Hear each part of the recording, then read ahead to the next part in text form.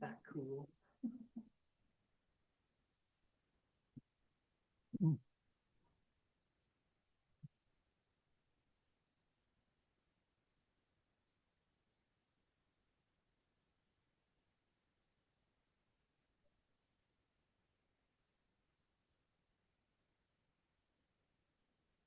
Great. Okay, we're live, everyone. So welcome to the Planning and Heritage Advisory Committee meeting for, it says today's date, which is May 8th, 2025. We're going to start with attendance as usual. Mayor Zabian, Present. Councillor Leary Pinch is not here right now. Councillor Ivy, Present. Tim Carr, I'm here. Jane Davis, Present. Paul Beasley has sent his regrets. Guido Ferlani, Present. KJ Conyers-Steve, Present. Michelle Bourgeois, Present. and Mark Keogh. I'm present. Thank you. Thank you. The West Hants Regional Municipality acknowledges that we are in Mi'kma'ki, the ancestral and unceded territory of the Mi'kmaq people, and that this land is governed by the treaties of peace and friendship signed in 1726. West Hants Regional Municipality recognizes that we are all treaty people and have responsibilities to this land and to each other. WHRM also recognizes African Nova Scotians are a distinct people whose histories, legacies, and contributions have enriched that part of Mi'kma'ki known as Nova Scotia for over 400 years. We acknowledge the historic and ongoing racism against these communities and are committed to mending our relationships by listening, learning, and recognizing our wrongs. Municipal Council and I, as chair of this committee, are committed to ensuring this meeting and its participants conduct themselves in a respectful and professional manner as outlined in the municipality's Municipal Code of Conduct. Meeting presenters, staff, and the public are expected to always conduct themselves in an equally respectful manner while the meeting is being conducted. I thank you all in advance for your commitment to these important meeting principles.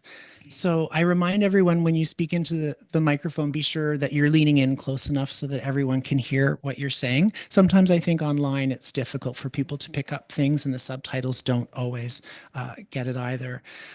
Just a reminder that we are live on YouTube, so people in the room, all of us and anyone visiting, we discourage any filming because this meeting is being filmed already and it'll be available, of course, later. If we need to leave the building, if there's an emergency, the exits are here. There's one here as well. And the muster station is in the staff parking lot, which is on the east side of the building over here. And I will make sure that everyone's out. I hope I'll just run around and scream and wave my hands or whatever, but we'll make sure that everyone's out for sure. Mother's Day is this weekend. Just a reminder to everyone. And I remember saying this last year when I sat here, but there are a lot of great shops and services and places in West Hants that you could find a gift or have an experience with if you have a mother in your life or you're one yourself or no one. This is a busy time of year for meetings. There's lots of meetings for everyone and AGMs and things like that. In addition, very full lives. So lots of important things happen this time of year. So I thank everyone in advance of this meeting for you making this one of those things because it is an important thing that also needs to happen.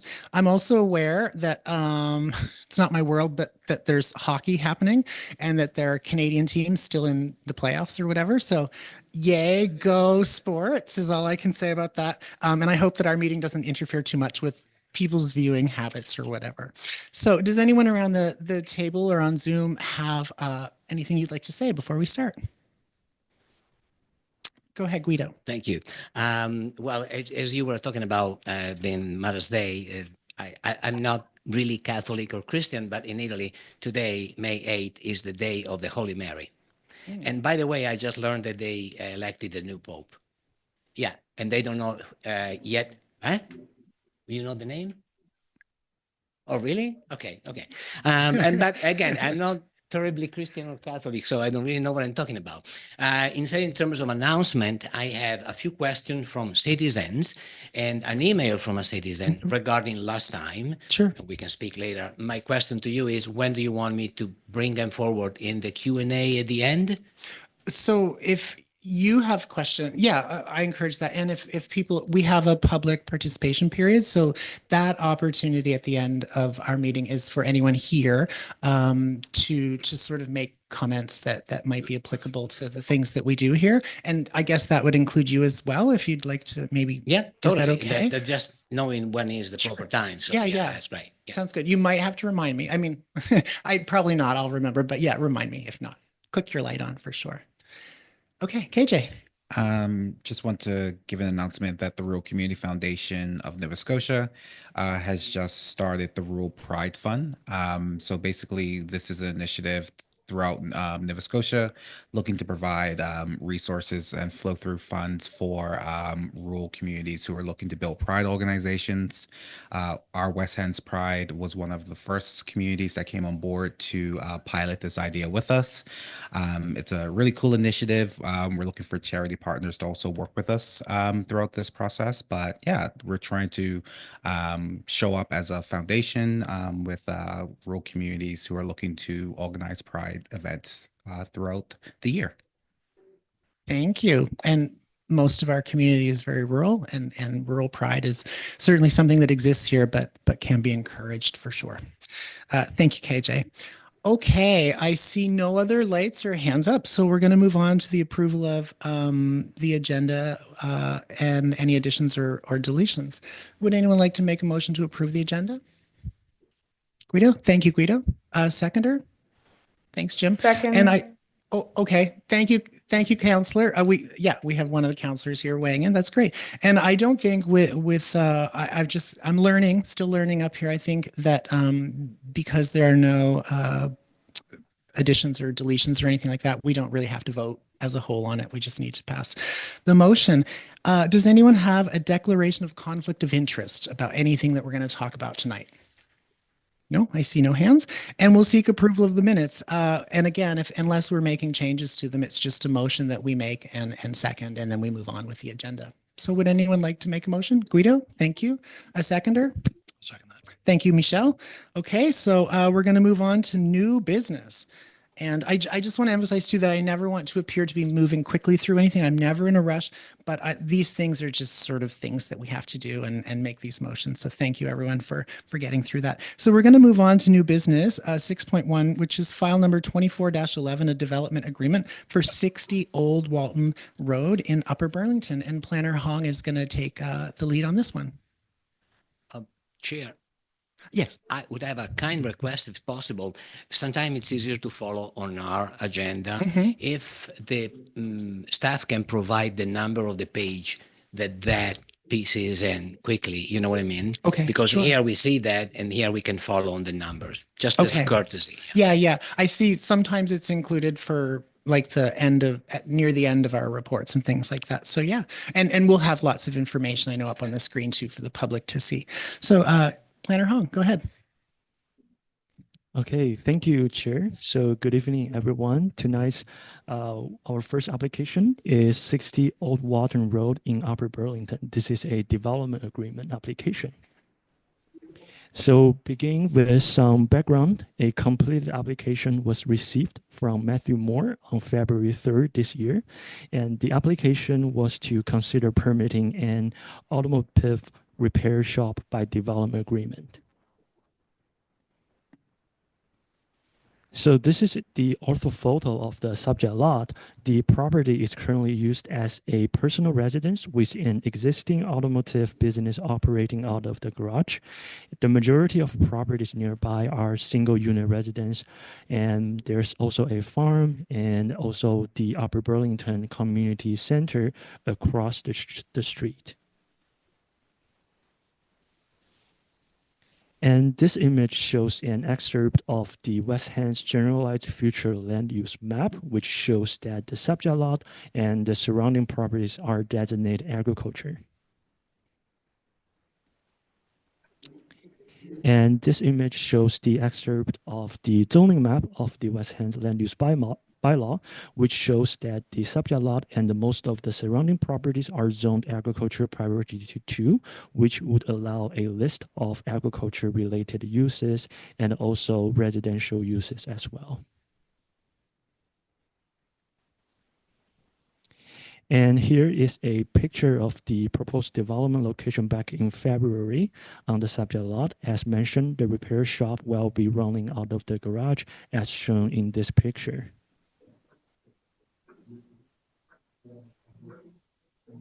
And here is another picture showing the old Walton Road from the subject lot driveway. So the enabling policies in the West Hand's municipal planning strategy is policy 8.6.1, and the criteria have been considered met since the submitted agrologist report concludes that the subject lot is not well suited for any agriculture purposes, and also the proposed development will not compromise the surrounding properties regarding their operation or integrity of agriculture operations. The proposed development is not one which, but because of its size or nature, would be more appropriately located in a growth center, village, or hamlet. And the Nova Scotia Department of Public Works confirmed the existing access is acceptable for the automotive repair shop. And the other policy we look at for this application is policy 8.6.1. And the criteria for this policy have also been considered met since the agrologist report stated that the subject lot exhibits constraints with regard to the size of land for any agriculture operations. And the author of the report is a professional agrologist who also performed a site visit last year. And also the report includes a site plan showing the study area, and the report identifies site features and the reasons that the subject lot would not be suitable for agriculture production. And here is the site plan provided by the agrologist, which again shows there are 2 access points onto the old Walton Road. And the owner also lives on this property. And the garage is approximately 70 feet from the right lot line and 200 feet from the rear lot line. And the final policy is 16.3.1, which contains general criteria for this development. And the criteria have been considered met since the proposal is not considered premature or inappropriate for the area, and no municipal costs related to the proposal are anticipated. And development officer, manager of building and fire inspection services, district manager of the Nova Scotia Department of Public Works, and inspectors specialist of the Department of Environment Climate Change has no concern which have not been addressed in this report. And one thing I will note is that at this point, we are still waiting a response from the fire chief. We are hoping to get this response from him before the first reading, but I did talk to the manager of building and fire inspection who confirmed that there will be a fire inspection for this garage building used for the automotive repair shop to ensure compliances with the Fire Safety Act.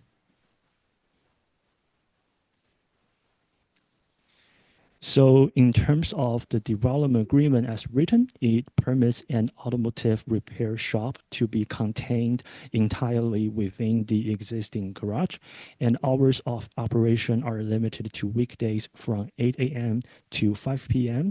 There will be a minimum of 3 parking spaces, and refuse containers, outdoor parking spaces are also required to be screened from the abutting properties.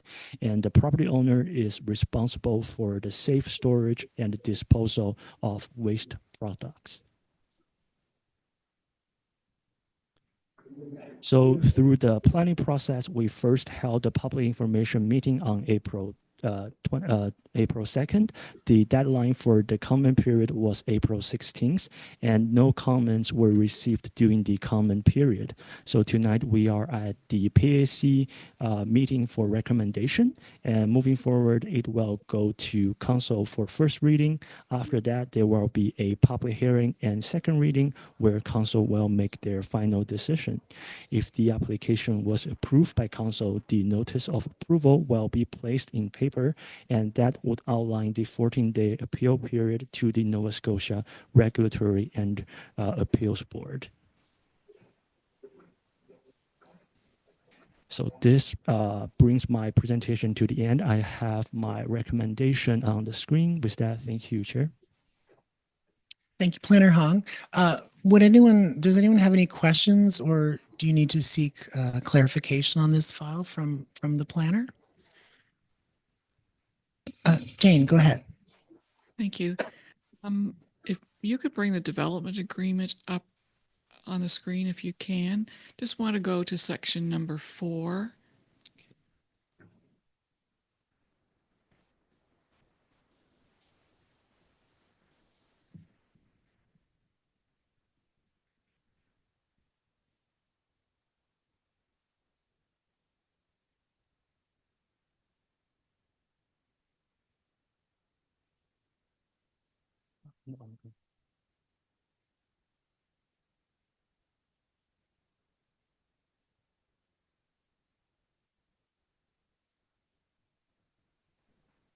Okay, I think it's coming up.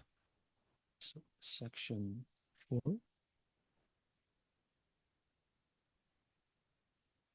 Thank you. Could you just explain to the committee how this part 4 works exactly?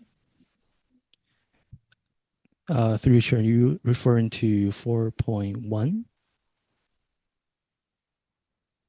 Yes, 4.1, 4.2.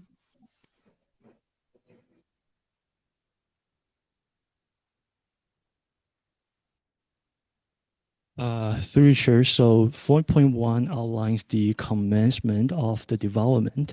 And so when I was drafting the development agreement, I already sent this agreement to the legal for review, since this business is already in place, and I already asked their opinion, and this is the direction from the legal team, saying this is the right wording for the commencement of the development. And I'm not sure if you Do you have like a specific question? We could maybe narrow it down. Well, I'm just curious as to the commencement, no later than 24 months. Exactly how is the 24-month time frame determined? And I see that this is a new phrasing from previous part 4s in previous development agreements. So I understand there's a change in the MGA, so it allows the different wording, but I just want to understand how you come to determine the commencement date and the 24 months. through your chair, so this is if I remember correctly, this is the regular practice is when we draft the development agreement, we usually put 24 months for the commence period. If I may, Chair, and this part of the DA is definitely something that can be negotiated as well with the applicant. So if they requested more time, then that's definitely something that we can add in there. So this is essentially the section that you're reading is our sort of standard template. And then if we want to reduce that for whatever reason or increase that number of months, we certainly can through negotiation with the applicant. Thank you. I'm just trying to determine when the 24 months is up. When is that time frame determined? That's all I'm trying to get at. Through your chair, I believe the 24 months starts when the applicant signs the development agreement. Thank you. Mark, I see your hand is raised. Yeah, just a quick question. I see the one stipulation of all activities, the repair activities to be held within the shop, which is great. Is there anything, I kind of went through the agreement, I didn't quite see it, but is there anything with restriction on the amount of inventory that can be held on the property, like old junk cars and stuff that they use for parts, like, or is it he can fill his property with outside inventory if he wants to?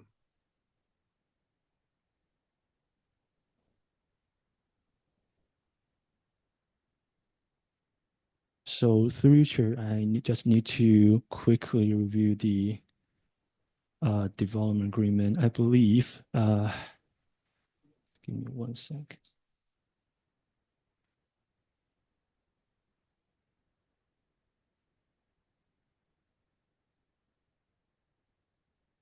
So I don't believe there's any clause speaking to the inventory in the development agreement. Okay, just my only concern would be, obviously, residential property be becoming unsightly, and if there's any restrictions that would control that, I guess, for the neighboring properties and whatnot. I think, to be fair, and not to express an opinion, but I mean, in our rural communities, I see such things already. Properties that are owned by just individuals that sort of I would deem unsightly, I guess you can say. I think that in this situation, and I don't know if this has anything to do with our process. I think that consideration, I mean, we could say that really for anything. I know that in this situation, it is a particular business, and there can be things that sort of accumulate or whatever. But I think that any property owner in West Hants can sort of fill their yard with things, and I've seen examples of it all over the county. Well, not all over, I shouldn't say that, but here and there for sure. But Planner, you had something to say. Yeah, through you, Chair. Also, something that we are able to put into development agreements is requirements for screening. And I believe that was built into this development agreement, that any non-operating vehicles associated with the business or just in general need to be screened from adjacent uses. So through landscaping and things like that. Thank you. Councillor Leary Pinch. Thank you, Chair. I didn't know, and the mayor might be able to confirm this, but I think if there was an issue in the future with like a large collection of derelict vehicles or waste or debris in the yard, that potentially residents could contact bylaw enforcement, and bylaw enforcement would investigate whether there was an impingement or not. I don't know if I'm accurate that way. I just know that there are other cases where they're residential properties, though not commercial, where that has occurred.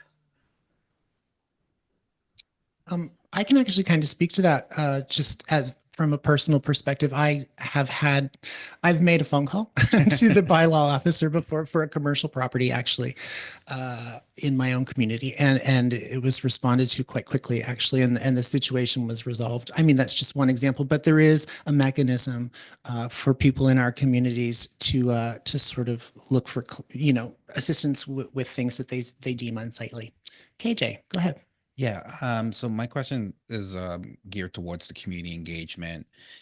Just provide, is there a way that you can provide a little bit of clarity of like what's the scope of community engagement that and just from your perspective to understand, why you folks weren't able to get a large turnout or engagement surrounding this development?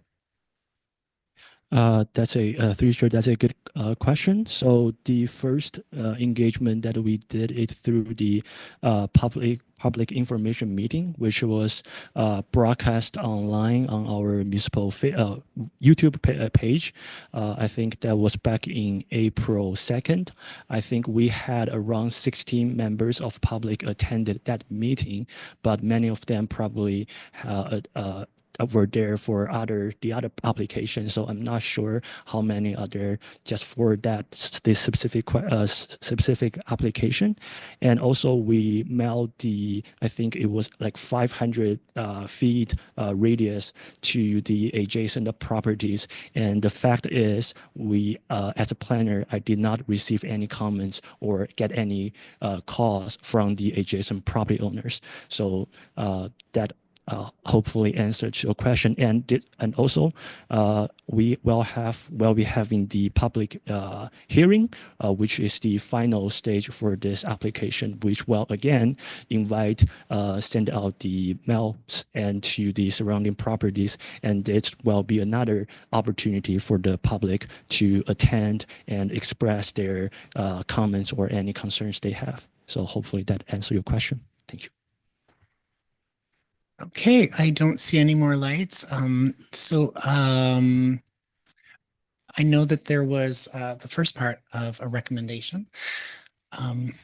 Yeah, you know, about the public participation, I've been doing this for a little bit now, and it's really hit and miss. And it's sometimes surprising, I think, to staff how many people turn up, and even to members of council and the mayor. And then other times it's surprising when people don't. Sometimes things are seen as a good sign, and sometimes, you know, not. So it's really unpredictable for sure. So we have a recommendation on the screen. If anyone would like to, oh, Abe, did you have a question or comment? No, I'll make the recommendation, Chair. Excellent, sure. PAC agency recommends that council give first reading and hold a public hearing to consider entering into the development agreement to allow an automotive repair shop at Walton Wood Road, Upper Burlington, PID 451-68069. In the manner substantively the same as the draft set out in attachment C of the report file number 24-11 to the Planning Heritage Advisory Committee dated the 8th of May, 2025. Thank you. Would anyone like to second the motion? Second. Thank you, Councillor Ivy. So thank you, planner. That was, I have one Oh, more sure. recommendation. yeah, I think we have to vote on this one first. Is that right? And then we'll come to the second one. So the first motion's been read and seconded. I guess we'll put it to a vote if I see no further questions about it. So we'll do a clear show of hands, just so it's nice and clear. And keep your hand up just for a moment so I can count each time, if that's okay. So all those in favor? It looks unanimous around the table. Okay, thanks everyone. So now there is a second part to this recommendation. Go ahead. Well, Chair. PSC HSC recommends that council require the development agreement with Matthew Moore be signed within 120 days from the date of final approval by council or the date that any appeals have been disposed of. Otherwise, this approval will be void and obligation here arising here under shall be an end. Thank you, Mayor. A seconder, anyone? I'll second that. Thank you, Michelle.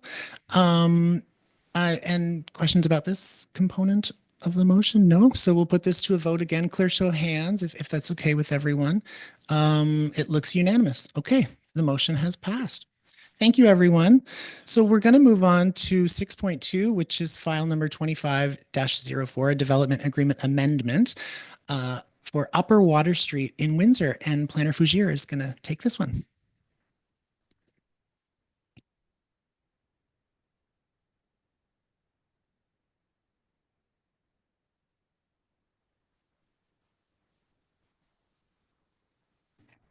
Okay, thank you, Chair. Good evening, everyone.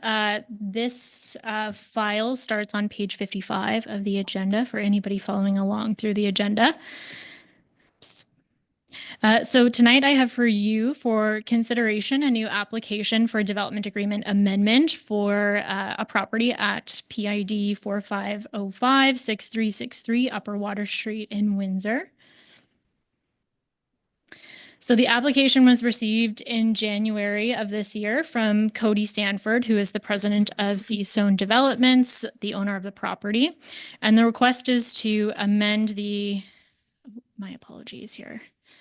existing development agreement that is registered to the property. So to provide a bit more context, the site is located on Upper Water Street and is currently vacant and surrounded by lower density residential and is nearby to the downtown Windsor waterfront area. The lot is designated town center and zoned town center as well. And a development agreement was registered on the property in 2009, and it permits up to 4 residential units on the upper floor of a mixed-use commercial building. And the requested changes to the development agreement are considered substantive. So the property owners are permitted to apply for amendments to development agreements at any time. And as per section 15 of the current development agreement, the requested changes are considered substantive. And given the substantive nature of the amendment, staff suggested drafting a new development agreement that will replace the existing one rather than adding addendums to the older development agreement. So therefore, a new DA was drafted that is mostly the same in nature, except for the requested amendments and a few other changes in text that I'll touch on in the next slides. So in terms of the details of the amendments and the items that were updated in the new development agreement include the addition of 2 residential units, so now up to 6 units of residential and up to 3 stories in height. Adding additional permitted commercial uses, which are all uses permitted in the town center zone, which is the underlying zone here. Updates to the site plan to accommodate parking requirements. So previously the requirement was for 14 stalls, and now parking is based on the number of units constructed and then the size of the commercial that will be put in there on the main floor. Balconies were also removed from the building, and then some small housekeeping amendments based on our new development agreement templates and wording and updates to the stormwater management language. So for more context, this is the existing site plan. So you'll see the building sort of off to the side there with parking at the front and along the other side. And this is the new proposed site plan. So you'll see the building size. I know it's a bit of a different scale, but the building size was reduced on the site to accommodate additional parking. And also worth noting is the previous property boundary was improperly surveyed. So with the new survey, the property was found to be slightly smaller and a little bit pulled back from Upper Water Street. So the building was kind of reoriented on the site so that we could still accommodate the parking at the front there. So these are pictures of the site that was taken on April 2nd during a site visit. And you can see that the lot is undeveloped. It's relatively flat, but it does slope upwards to the back of the property and up to the side. The lot, as mentioned, has frontage onto Upper Water Street, which includes a sidewalk for easy pedestrian access to nearby amenities and parks and things in the area, as well as pedestrian access to the pedestrian trail that crosses over the Highway 101 to the Nesbitt Street area, which is just up the road from here. In terms of the municipal planning strategy policy, there are several enabling policies that are outlined further in my report, and these policies enable new mixed-use buildings in the town center zone with residential on the upper floors, subject to specific criteria. And it was determined that the proposal meets the Windsor Municipal Planning Strategy criteria, given that the proposed use is permitted in the town center zone. The proposal incorporates windows and other elements at the street facade. Adequate parking is included. The architectural design and scale are compatible with surrounding area. Proposal consists of commercial uses at the street level. The proposal is not considered premature for the area based on that criteria, and subject matter experts have no concerns which have not been addressed. In terms of process, a public information meeting was held on April 2nd, and there were no comments or concerns raised at that meeting or during the comment period that ensued after.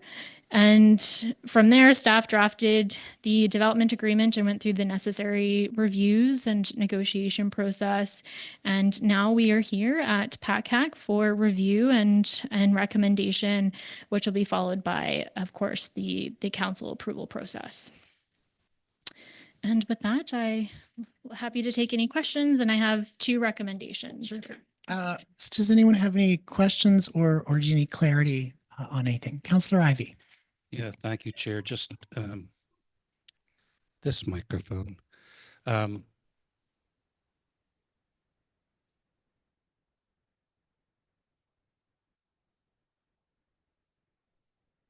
Let's try that now. So 1 point, thank you, Director. It's under page 68. It's, and I try and quote it exactly to be, as I wrote it down here with my hen scratch attachment B, I think 16.3.1. It makes reference to the town, not incurring any substantive costs in going forward with this, but it shouldn't be the town anymore. It probably should be the municipality. It's a real small point, but I just think because it's in there, we should probably catch it. It's in that left-hand column, and if you, under attachment B, correct. Thank you.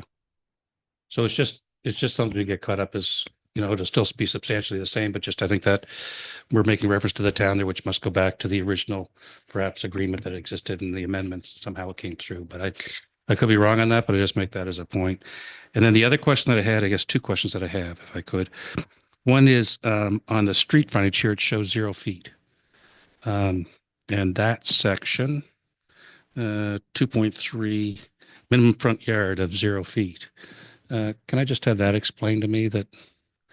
I don't believe that means that the facade of the building will be right at the sidewalk, but I just wanted to be sure what that does mean, because we did have another, I believe, a development agreement go through previously, which pretty much sits on the sidewalk. Can you describe that to me? Yeah, through your chair.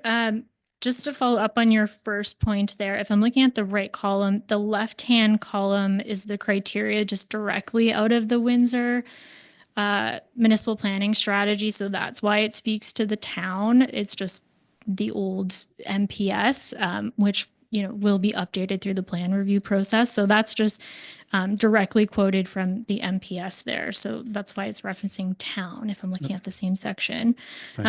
As for the minimum front yard, so this was a carryover from the previous development agreement. So in this area, buildings are permitted to be right up to the edge of the property line. So fronting right on a sidewalk, just mainly to encourage, that pedestrian realm and people on the street being able to, walk in and out of storefronts. Thank you. So that was the part of the original development agreement, but that's not what we're seeing in the design. Am I correct in saying that? I don't want to assume that's. No, you are correct. So the site plan right now shows the parking at the front. There is a clause in the DA that allows the site plan to be changed as long as they meet all the other requirements, basically to the discretion of the development officer. So in theory, the building could be moved forward and parking could be accommodated at the back. Like there's some flexibility in there when they're applying for permits. But in conversations with the applicant, the site plan that I have is essentially what they're planning on doing. Proceeding with, thank you. I appreciate that. And I just, if we were doing, because effectively we're doing a new development agreement here with one replacing the other. So even though it was in the previous one, I would not automatically look to see that it carries forward. Definitely. And I too, I like what I've seen in the illustrations put forward by the builder in this case and so on. I really do appreciate it. I just don't want to have pause because it may land directly at the sidewalk, which I think is a different look but again, it's within the regulations, so that's fine for what we have at the present time. My last question is, you'd highlighted a change to the wording of the storm water management wording, and I picked up on that, I think, myself, and so I'm glad that you raised it. Can you just explain to us about the change that's taking place there, Director? Absolutely, through you, Chair.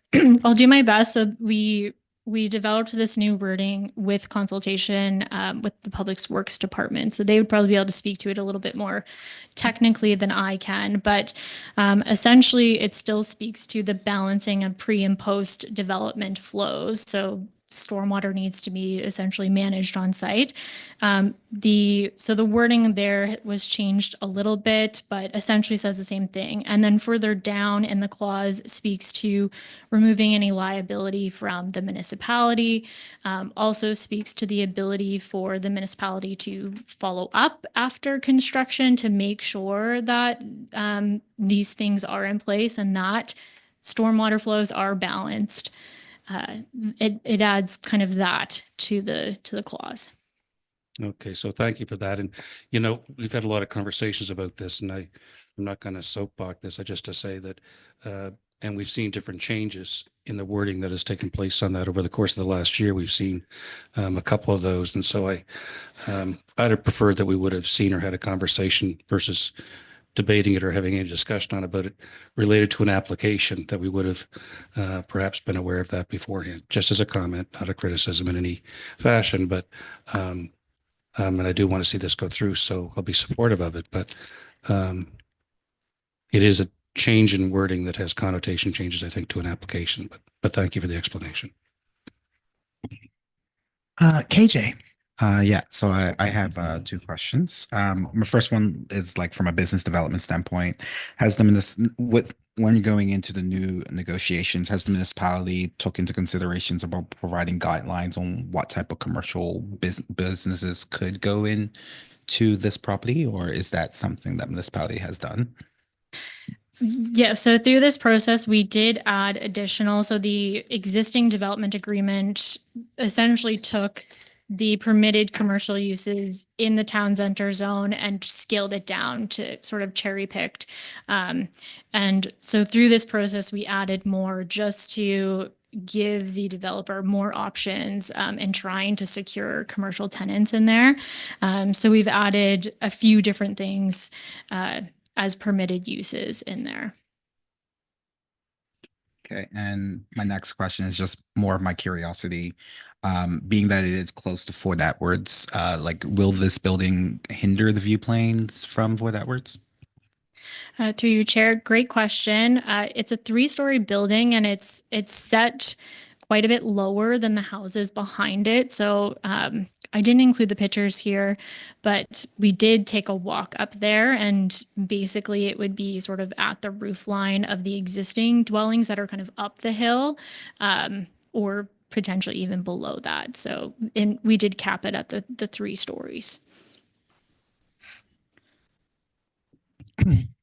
Councillor Ivy, go ahead. Need it. Oh, okay. Jane. Thank you. So section 4 of this development agreement is slightly different than the previous one where it allows 48 months. I'm assuming that's because nothing is on site and that gives the developer time to get everything, all their ducks in a row. And the ramifications, though, of not starting within that time period are now different than they used to be. So this is not a question I expect you to be able to answer tonight. So you can come back with the answer to this question. Is it if there are other development agreements on the books where nothing has started and their time frame has expired, are those being looked at? And if so, what, if any, action is being taken on those expired timeframes?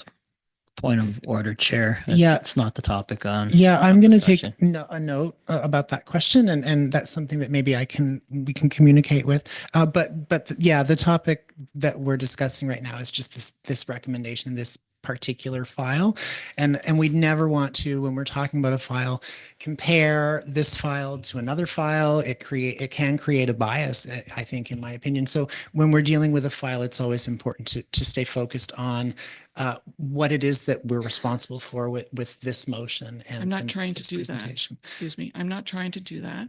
I'm just asking a question for the planner to come back. It's got nothing to do with this, but it does have to do with the difference in the time frame between this one and the previous one we just looked at. Sure. So it begs the question, what happens? And that's why I said, come back later with the answer. It's got nothing to do with this, but it is the potential to ask a question when the topic is not even on the agenda, and that's what the Q&A is for. So it's just something to add to the Q&A for staff to come back at a meeting in the future. Sure. Okay. And we can, we'll find the appropriate time to talk about it for sure. Can be during the Q&A or like you said in future, but I don't think it's this moment. So other questions or comments about this file, this recommendation? No, I see no lights. So we have the first part of a recommendation on the screen. If anyone would like to make the recommendation.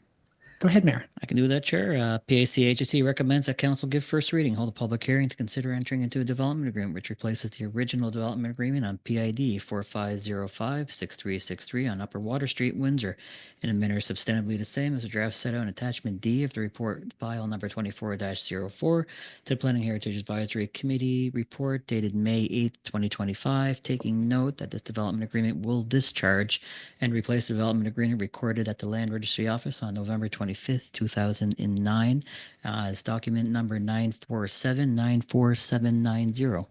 That's a long one. Thank you, Mayor. Would anyone like to second the motion? I'll second it. Thank you, Councillor Ivy. Additional questions or comments or discussion for us to have before we vote on the motion? I see no hands or lights, so I will put it to a vote. So all those in favor, clear show of hands. Okay. Okay, it looks unanimous. So we'll move on to the second part, I guess, of the recommendation. Go ahead, As Mayor. well, Chair. PACHC recommends that council require the development agreement amendment with Seastone Developments Limited to be signed within 120 days from the date of final approval by council or the date that any appeals have been disposed of. Otherwise, this approval will be void and obligations arising hereunder shall be at an end. Thank you. Second. Thank you, Counselor. So questions about this? Anyone? No? So all those in favor, clear show of hands. Any opposition? Hands up. No. So it's passed unanimously. Okay. So we're going to move on to business arising from the minutes. So this is section 7. So this is our committee Q&A. So I believe in your agenda there was a page, your dashboard page. Do you guys have that? Oh, there it is. Oh, good. I'm glad it's up there because my copy is so small. I need glasses to read it. So this is kind of the newer part of our meeting, I guess. This is really the second time that this is part of what we're up to. So what you can see, and I know you're all familiar around the table with this, are things that have come up or we've talked about, and you can see the status of each item at the end. We tried really to include as many things as we could from last month's meeting. And as proof, I have like a bunch of notes and emails and things like that I worked with staff through to try to include the things that were relevant to the work that we can try to do here and the recommendations that we make as a committee. So we're going to treat this PAC-HAC dashboard similarly to the updates that are a little further down our file updates. And basically these items are here for if any of you have a question or a follow-up or any of the about these items, then this would be a good time, to bring it up. I know the map, for example, the coastal hazard map is available online. It's interactive. It's a great little map. Here I am talking about them already. I'm just going to leave it to you. So I'll look for lights and hands. So Councillor Leary Pinch, you go ahead. I was just going to maybe more of a comment than a question, but PIMS and affected communities. So I did receive 2 contacts this week from residents just suggesting that they think that it would be a better solution to attempt to have PIMS in the communities that are affected by the development agreements. So I just wanted to bring their voices forwards. I know right now, because of technology, that we're not really in a position, and because of internet, to be able to do so, I think is kind of the feedback that we have received. But I don't know if there's anything we can do in certain communities to be in a position for that. But I just wanted to mention that the residents had reached out and suggested that that would be the preferred method. And perhaps I know it had been suggested about low attendance at some of these PIMS, and maybe that plays a role in the attendance. Thank you very much. Additional questions or comments? I appreciate all the information that was provided to from staff about the PIMS and the locations, and it really did, I think, in a sense, it highlighted both like the positives that could come from something like that, but also the negatives, which did include, of course, technology, staffing considerations, and additional costs and things like that to the municipality. So, but it's really encouraging that like the conversation is happening, and that there are considerations and things being made and work being done in the background, certainly to try to accommodate people as best as possible. Questions or comments from the dashboard items? No? Yeah, go ahead. Can we just make sure the comment and the question that was brought up previously by a committee member to be included in this? Yeah. Oh yeah. So Jane, I've taken a note about your question earlier. I'm going to double check with you like toward the end and make sure that it's part of what we try to include in information, like provided moving forward either next month or the following month or whatever, and then something that we can talk about for sure. I always feel like it's important for us to have as much information as possible before we start making decisions and recommendations and things like that. So it'll be good to sort of to talk about that at the dashboard opportunity. Guido. I want to thank you, Director Foucher, for sending the document from 2023 regarding, I think, 3 items here on the list. And I went through that, and maybe I missed it now. I was in a trance. But my question is, so with all that PIM expansion of zone, signage, increased distances, 7 to 14 days of for people to provide, where we are at now. So can we do anything as a planning advisory committee to repropose to council that they consider that widening, extension, timing, size of the signage or not? Good question. So last time we talked about this, kind of a little bit at length. I think that was one of the chief things that we talked about. So the information that you were sent, it was a great document because I think what we had wanted to know as a committee was how did we compare to other districts or municipalities or towns or whatever in Nova Scotia? Because the question was what are they doing elsewhere? So that document was great because it really highlighted like really what everyone is doing. So it was a great comparative document. I don't know if everyone's really studied that document or looked at it. I know that that document and that information has like been available for a time now. It goes back with this committee for quite some time. So with that, so first part is like the information that was provided, very, very useful for all of us if it's a decision of this council to sort of make any sort of recommendation. So there's that we have to base it on. And to answer your question, finally, most directly is we're a recommendation committee. So, this file and these recommendations and things, it is something twice that's come before council already. And we've talked about that a little bit, like recommendations and things like that. So as a committee, there's no harm in us making a recommendation, certainly. But I will reiterate, and I think I mentioned this like 1 or 2 meetings ago, that if we choose to make a recommendation, it should be succinct and clear, very easy for our minute taker and very easy for all of us and everyone watching to understand, and that recommendation be very direct and not be terribly vague. I simply think that because this is information that council has already been provided, the recommendations I think have been talked about before, or they've come up and it's never been something that they've moved forward with. So we can certainly make recommendations again. I don't know if it's the will of this committee or not. That's what a recommendation is for, is to sort of test how we're all feeling. But we're a recommendation committee, to be honest, Guido. So, if there are recommendations we believe as a group should be made, then yeah, we can make them for sure. Sure. Thank you, Chair.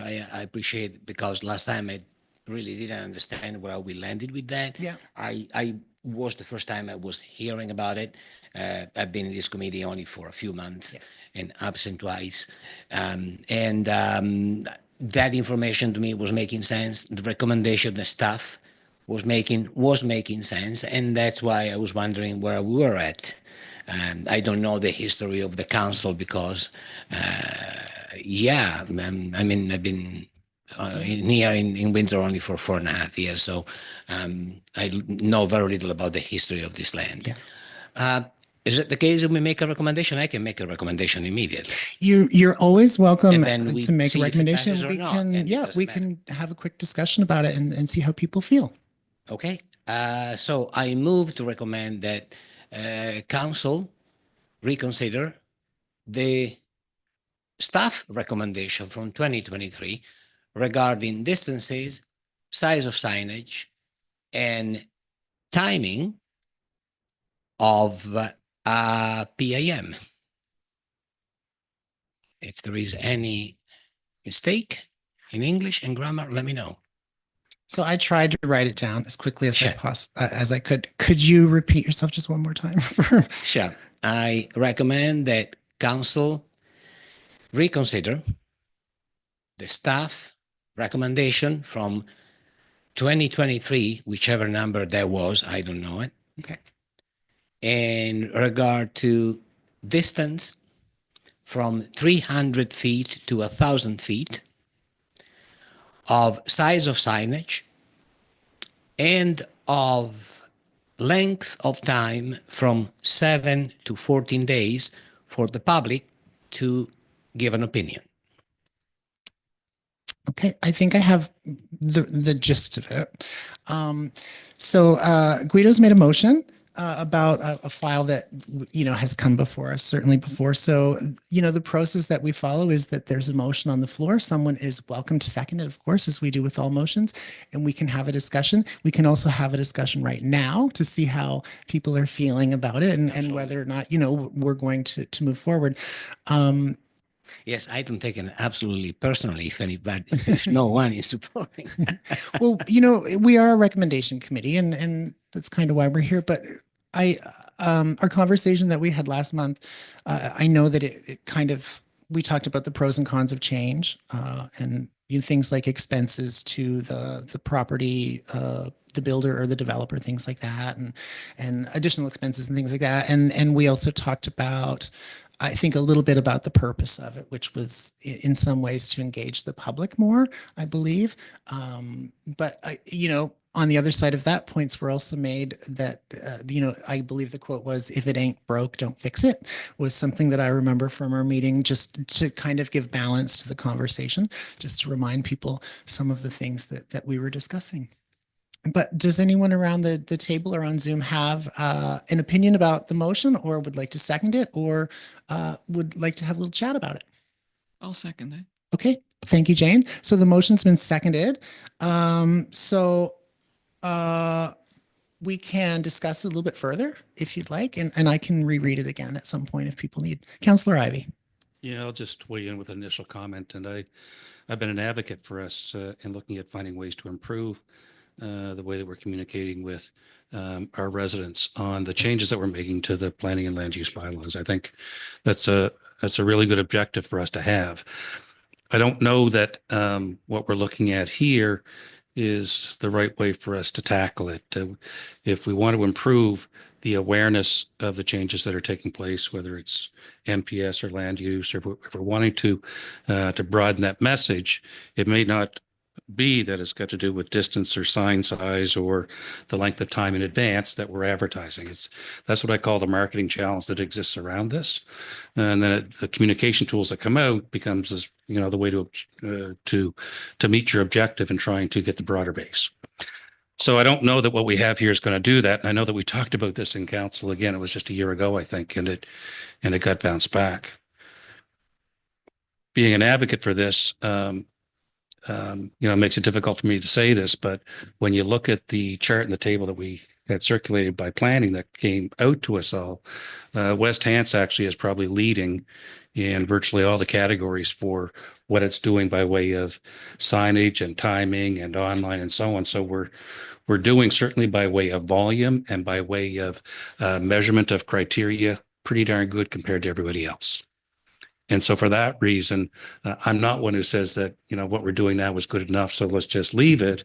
But I think we want to have something more concrete by way of improving it to talk about versus just taking what we've already got and doing more of it. And so for that reason, I think we're better off to have, some people put some thought time into it, maybe when we have something that's more concrete that will serve to have more, seats in the seats here, or, and as to what was said at the last meeting as well, is that we do have engagement here probably at an all-time high compared to what it had been previously. I think it was the mayor that made that comment. He's correct. That we've had a lot of people showing up at the PIMS, a lot of people showing up at different meetings that we've held on these things. There is no rhyme or reason or science to it when you have a meeting and nobody shows up, that we can invest money in researching that too. But I think I've said enough to say that I appreciate that we want to make this better and get it better, but I think we need to be more concrete in what we're trying to do with it. Councillor Leary Pinch, I see your hand is up. Thank you, Chair. Kind of along the same lines as Councillor Ivey. So I think what would be making a big change, which we are unable to do right now, would be having the PIMS in the communities. We look from an accessibility perspective, like people have to find transport to get into Morrison Drive to have PIMS. And so perhaps that's a deterrent. And because that is not something right now that we can solve based on staffing, financial concerns, and the other items listed. I don't think that these other items are going to have such a large effect on the attendance, unfortunately. So I'm not sure that it's where we want to target our efforts, and perhaps in the future, or it's a bigger discussion for finding other ways other than what is suggested in this report, personally. Thank you, Counselor. Yeah, and what's great, like I keep saying this, that we're a recommendation committee. I guess if anything's going to come out of a group, it could be us, certainly in future as we move forward. If it's not today, then as we move forward, because it is an issue that obviously if it's been kicked around for a couple of years, then it's worth revisiting. Additional comments or questions about the motion? Guido. Yes, I wanted to clarify slightly my position. No need to clarify, but in life and in many things I do, my idea is you get the ball rolling and then something happened. Someone wiser and older than me centuries ago said, nothing happened until something moved. So I don't know if it was actually not that centuries ago, quite recent. What I'm meaning is, whatever we propose, I am not intending this to be ipse dixit, written in stone, and have the 10 new commandments of how we execute a PIM. But I'm thinking everybody can think about it, and even if we say, and we say, yeah, we move it, and now council will have to think about it, maybe someone else in council comes with an even better idea. But the point is always the same. How do we involve the public? Because the land is of the people, and everybody that does anything here is impacting everybody. I don't want to mention the butterfly effect that was discovered 20 years ago, but fundamentally anything we do impacts the others. So we are reading a statement on the MIMA and the native and the impact. We are doing the same thing. We are impacting all the time. And I'm not mentioning or citing anything regarding climate change, global warming. No, impact is impact, everything adds or subtract. It's mathematics. So the more people, actually, as a great friend of mine, a political activist in Kitchener, Ontario, he said to me one night, Guido, it's only a matter of bums and seats. How many bums are on those seats?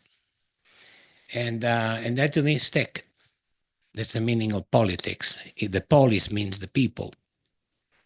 So if we get the ball rolling, perfect or not perfect, it's a beginning of beginning thinking. It doesn't matter we reach the solution in 1 year or 2 or in a month.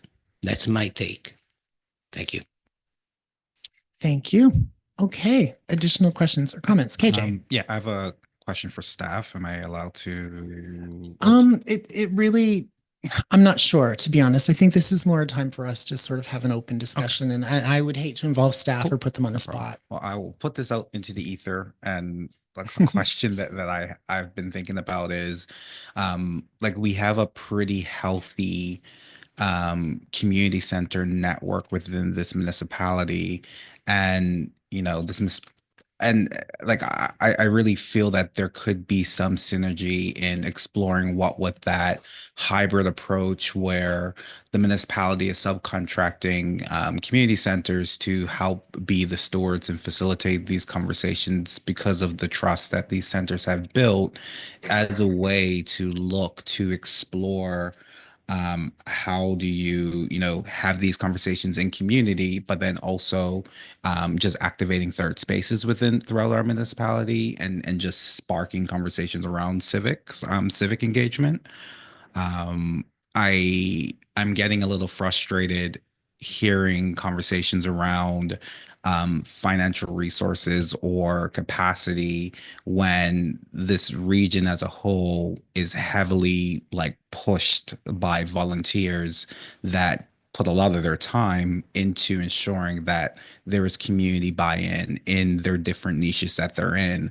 And I think what we really need at this present point is is strategic leadership around what would it look like to mobilize our third spaces within our municipalities to help kind of these conversations around development, to like remove the ether that we have around development. So I put that out there to say simply that is I think our tools are already there. We have people that are willing to work to get the information out. It's just given the permission to be able to test these things and be comfortable with like if it doesn't work, it doesn't work, and learn from it and keep it pushing. I think we're having this sense of we've we've created these barriers when in reality like this space runs on just simply helping each other out. So I don't know. That's kind of like when I've been hearing this conversation a lot. It's we have our solutions team. Yeah, we are in West Hants. We have a really wonderful network of community halls. That is very, very true. That are mostly run by volunteers, and it's a great asset that we have. But I do want to bring it back to Guido's motion. We have a motion on the floor, and it's been seconded. So I'm going to seek any additional questions or comments about that. I will reread it before we vote, if everyone's okay with that. Mark, go ahead.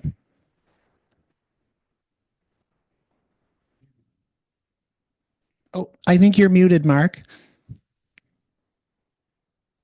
Sorry, Chair. Just one more question before we move on to the vote. But I've heard some discussion on the costs and that sort of thing. But if a larger sign costs more, if more letters to go cost more, is cost not something that can be worked into the application costs that would be covered by the applicant?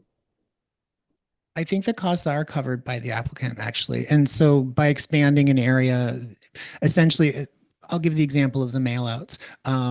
With an expanded area, that cost is completely covered by the applicant. The size of a sign being made larger is covered by the applicant as well. As far as I know, all the costs associated with notification, other than things, if meetings were moved to community halls, of course, that is the onus of that is on the municipality, but the cost of other changes, like the notification, things like that, the onus is on the property owner or the developer, for sure. Okay. Already, Yep, the cost that was kind of my understanding as well. I just wasn't sure why we kept talking about increased costs, other than the community hall moving to a community hall. Yeah, thank you. Essentially there are costs involved with all of it, and who pays them just sort of depends on what the cost is in particular. Okay, Michelle. I'll be brief. I'm wondering, we're a lot of great conversation, great ideas.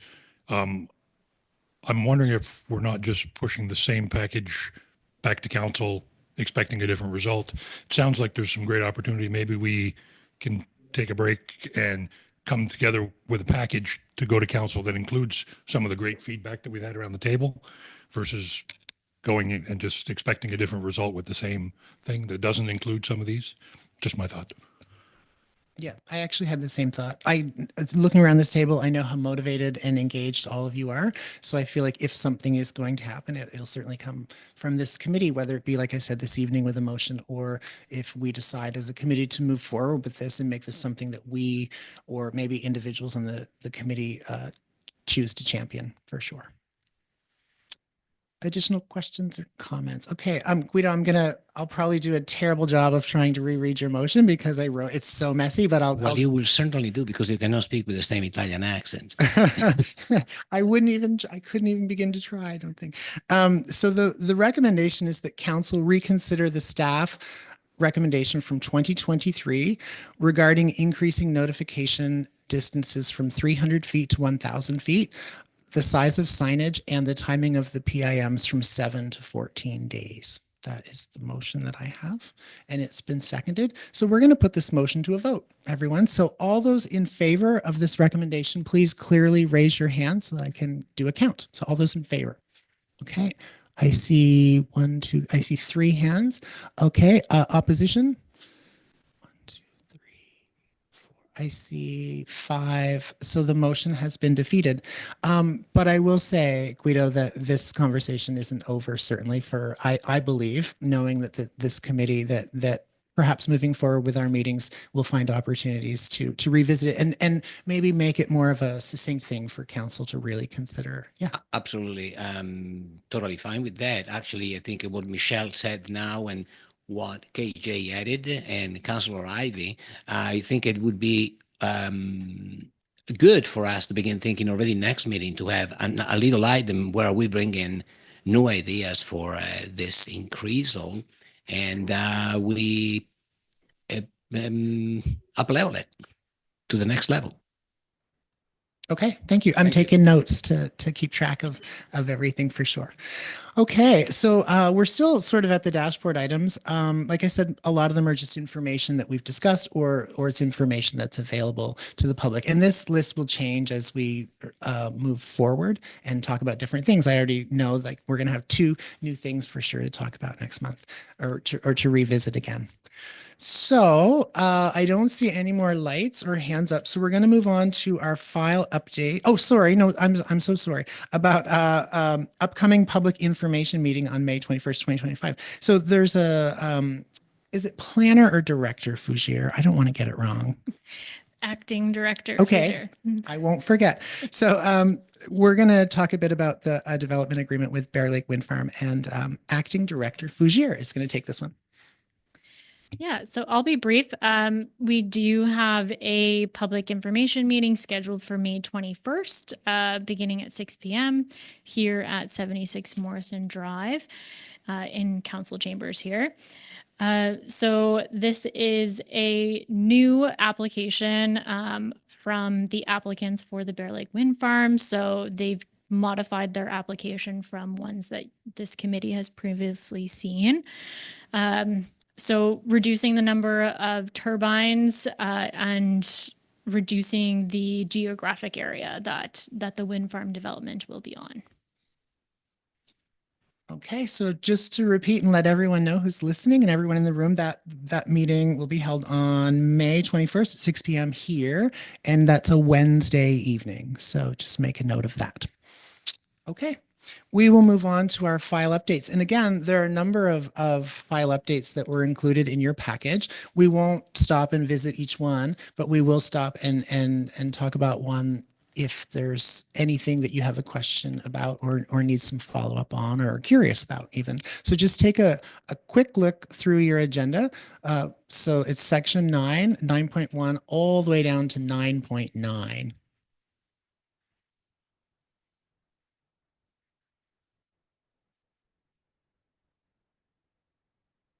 Okay. Does anyone have a question about any of those files that we've sort of, they're all in process or things like that, or closed files?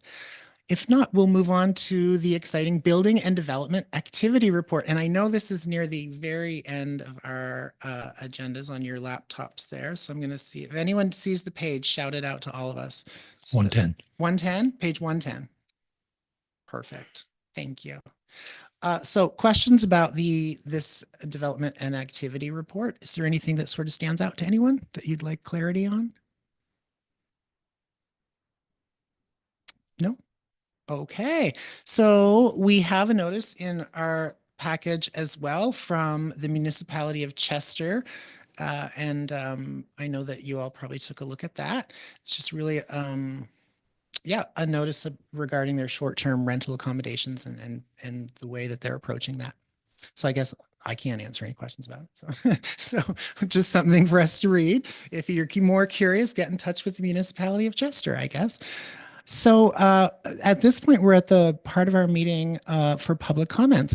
So we have some people here in the public, and I did mention to you, Guido, that this would probably be the appropriate time if you had something additionally to say. So basically how this works, I don't know if you've been in before. I'm not here very often, but we have this opportunity for people in the public, if there's something that you'd like to come and sort of let us know, I guess. We aren't in a position to answer questions, like we can't ask and answer questions with you. It's really just more of like just let us know what's on your mind, I guess. So I do encourage you, if you come to one of the microphones, just press the button that looks like an ear, I guess, and make sure you lean in nice and closely just so that everyone can hear well. And also introduce yourself and all that stuff.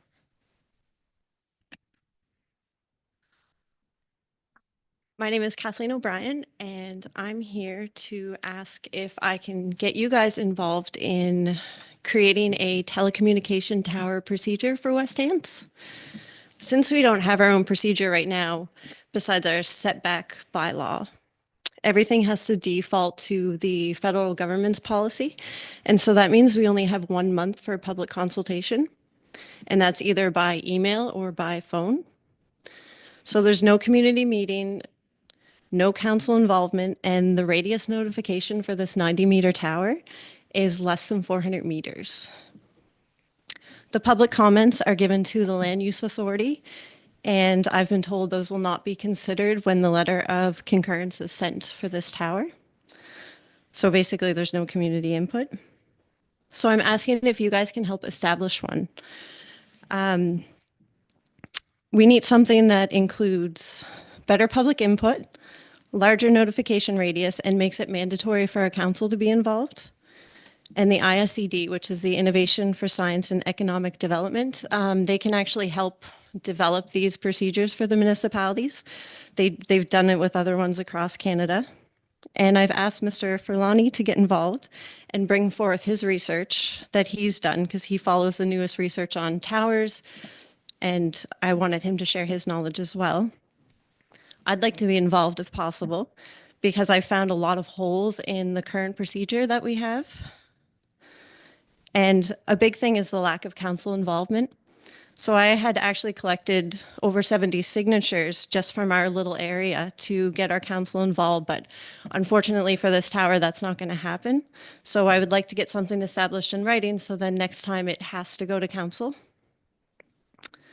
And I'd like to see this get put in place before another tower is proposed.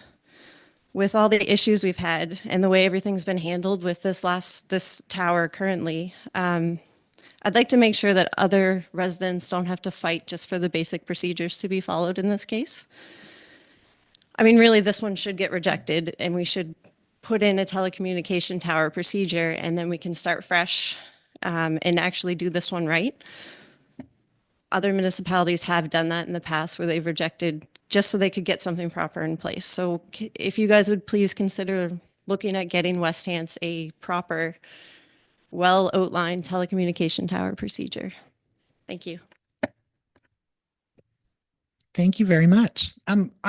You said an acronym, 4 letters. I think it was I blank blank C. It was ISED. ISC. ED. So the Innovation for Science and Economic Development. They're like the federal branch that handles telecommunication towers. I know I'm not supposed to ask questions, but I was writing notes and I wanted to know what that. There's a lot in there anyway. So thank you so much. That was great. Additional questions, additional input from the public. Yeah. Actually, I like to address a moment this situation, because in fact,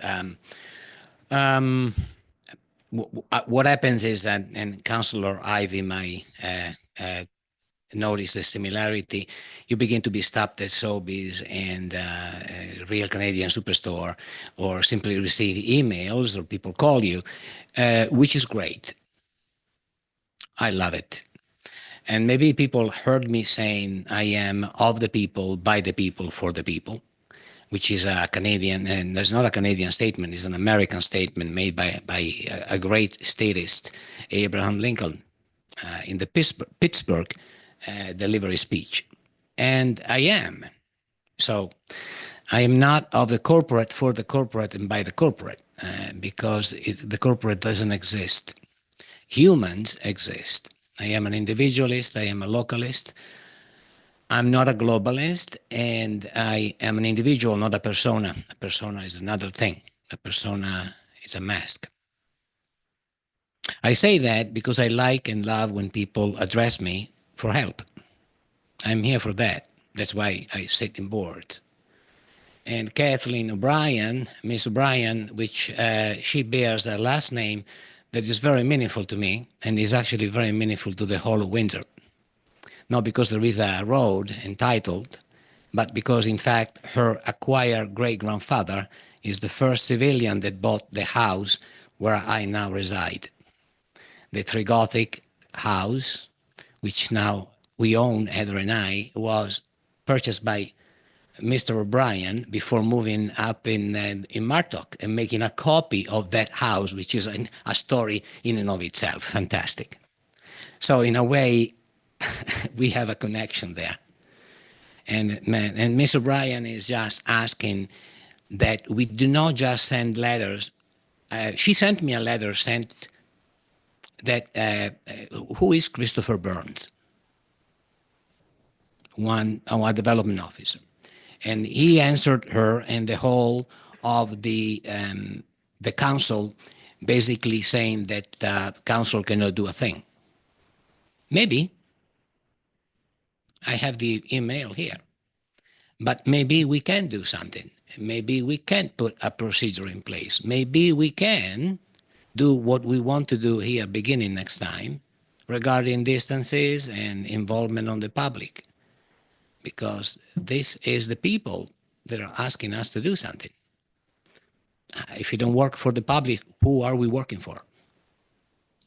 So I would love that we as a committee, we begin thinking not only at how to make the people more involved, but having the people involved because we really listen. This is no different than the windmill. And yes, I made researches, and then I have been said that I could not present the research in this meeting because it is a health matter. Maybe I will present it next week at the committee of the whole.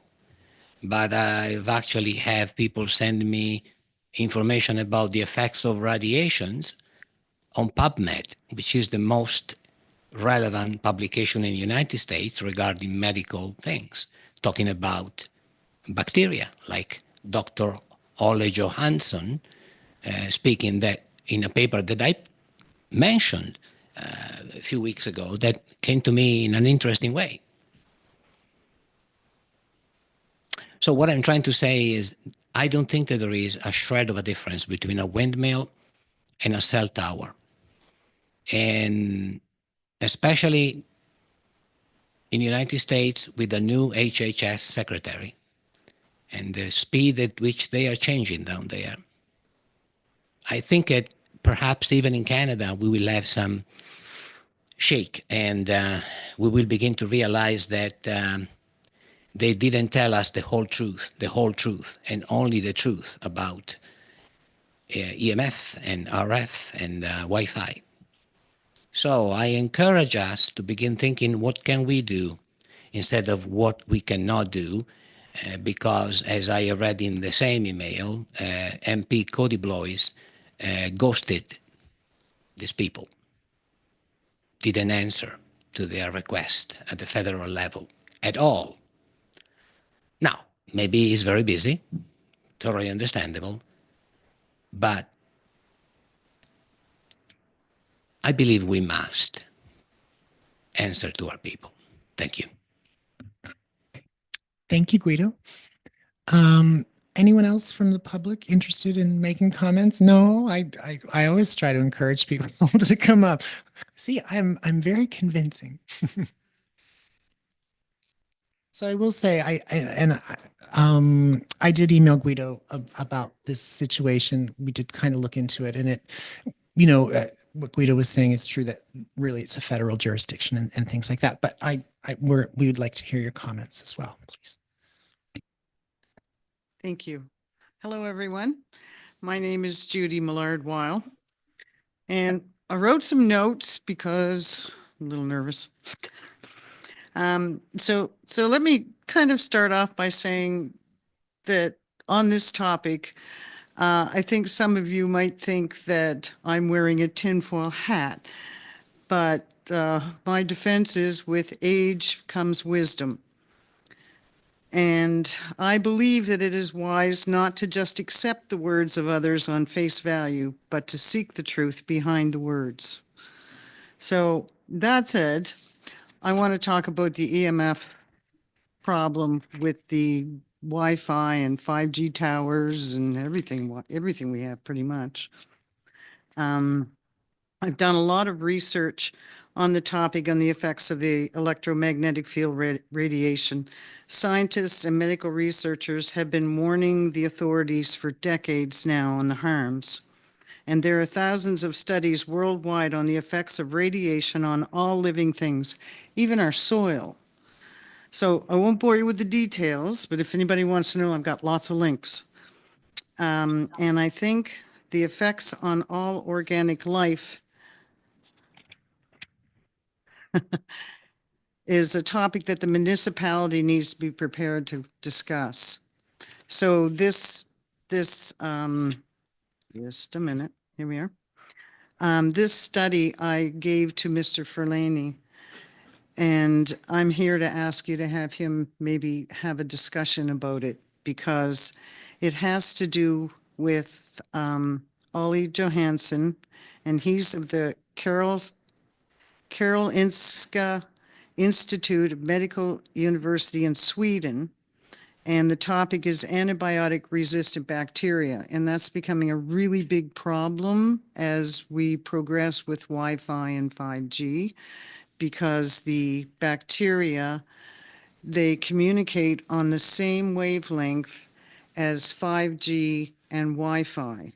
And that's where the problem is becoming more and more severe.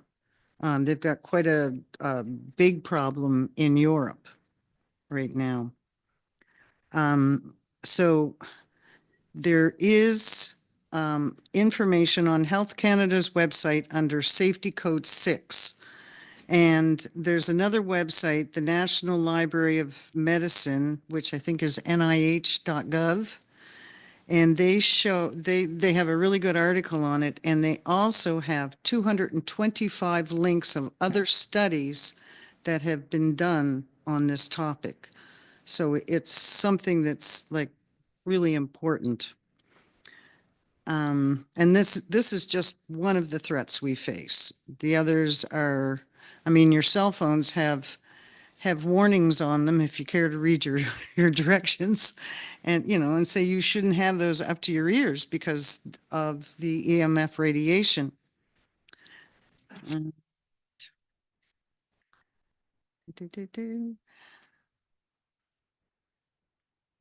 Okay, so probably all I have to say on that right now. So the problem is that technology is pushing forward and sort of not taking into consideration the harmful effects that we may all suffer in the long term. And as for our particular problem with the 5G tower is that we can restrict how much EMF radiation comes into our homes, right? We can turn it off in our homes. But if there's a 5G tower placed near us, we have no control over that. So we're going to be forced to get this radiation all the time. And it's going to be a lot more than one little Wi-Fi or a cell phone or a microwave. So anyway, that's my 2 cents worth. Thank you for listening. Thank you, Judy. There's a third person in the public sitting out there. No, I see a head shake now. Okay. Thank you very much for coming in and being patient as you had to sit through all the other meeting or whatever. So that's wonderful. So that's kind of the end of our agenda, everyone. Just another reminder that it's Mother's Day this weekend. So, go out and do something or whatever.